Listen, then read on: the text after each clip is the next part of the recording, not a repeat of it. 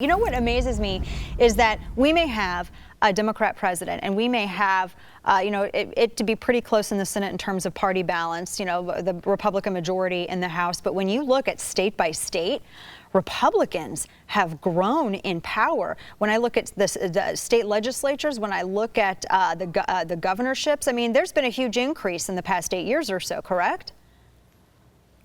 Well, yes. And in fact, I might argue that it's actually in part because we have a Democratic president that Republicans have grown so much. That immediately after the president was elected for the first time in 2008, and people were talking about a new progressive era in American politics, there was an immediate reaction in the states, in part because Democratic governors started raising taxes. 2009, they raised taxes collectively, the states, more than in any other year in history. Almost immediately after that, we saw this pushback.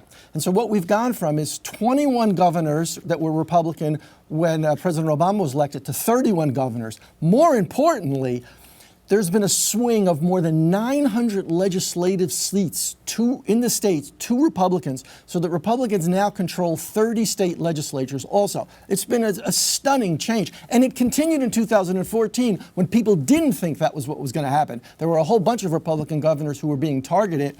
And by contrast, what happens is it was the Democrats who lost key Democratic places like Massachusetts, Maryland, and Illinois. And Illinois especially, when we saw some of those races take place, that really surprised me. I thought, well, that's not going to happen in my lifetime. What is the cause of this? I mean, you say it's really because of the administration, but is it because people are looking at federal government and going, this is so bad, or are they looking at other states and seeing states that are run more conservatively, like, wow, look, that they have jobs and they have rainy day budgets. We need that. And what is fueling this? Well, I think it's a combination of both. But in those three states that I mentioned, let's take Maryland, for instance. Martin O'Malley raised taxes something like 40 times in Maryland.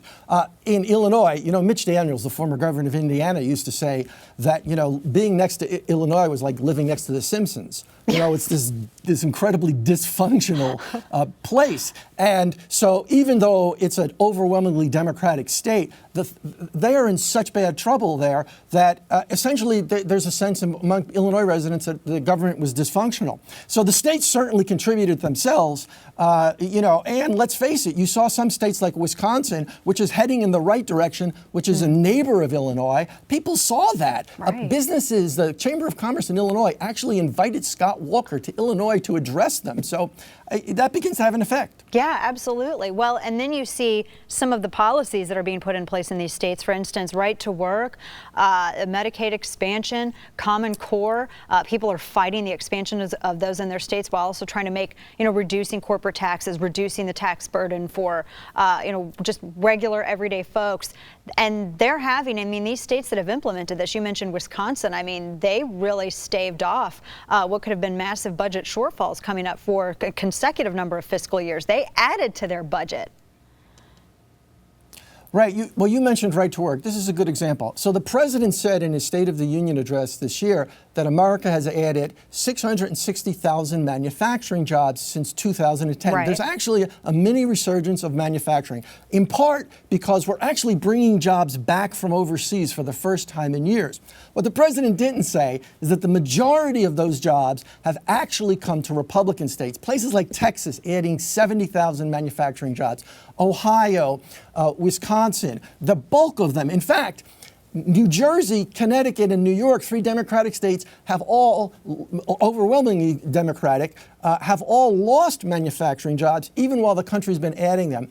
So, the contrast is pretty startling, and it's hard really to miss that.